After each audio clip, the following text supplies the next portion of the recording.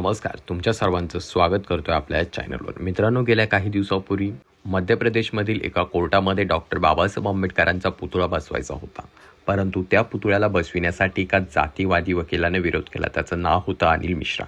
आता त्या वकिलाला दणका देण्याचं काम महाराष्ट्राचे मुख्यमंत्री देवेंद्र फडणवीस यांनी केलंय.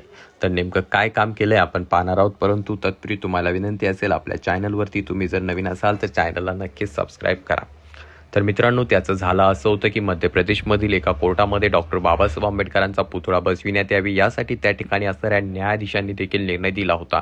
परंतु जर या ठिकाणी डॉक्टर बाबासाहेब आंबेडकरांचा पुतळा बसविला तर आम्ही त्याला विरोध करू किंवा आम्ही त्यासोबत त्याच्या बाजूला जे आहे श्रीरामाचा पुतळा बसवू, असं काहीसं वक्तव्य एका वकिलाने केलं होतं आणि दोन समाजामध्ये वाद पेटविण्याचं काम केलं. आणि त्यानंतर त्या ठिकाणी जो डॉक्टर बाबासाहेब आंबेडकरांचा पुतळा बसणार होता त्याला त्यांनी त्या ठिकाणावर विरोध करत लांबविण्याचं काम केलं आणि डॉक्टर बाबासाहेब आंबेडकरांचा जो पुतळा त्या ठिकाणी बसणार होता तो आज तागायत त्या ठिकाणावरनं लांबलेला आहे.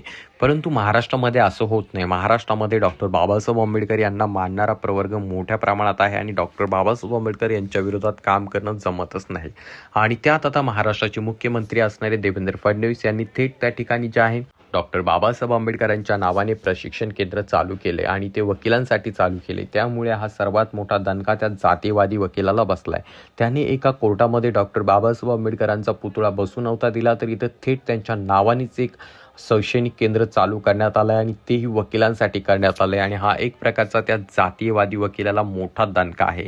त्याने जे आहे त्या ठिकाणी जो डॉक्टर बाबासाहेब आंबेडकरांचा पुतळा बसणार होता त्या गोष्टीला विरोध केला होता आणि त्यासोबत विरोध करत असताना दोन जातींमध्ये भांडणं लावले, मोर्चे काढले, आंदोलनं केले, अशा अनेक गोष्टी केल्या. परंतु त्याला महाराष्ट्रातून दणका भेटलेला आहे.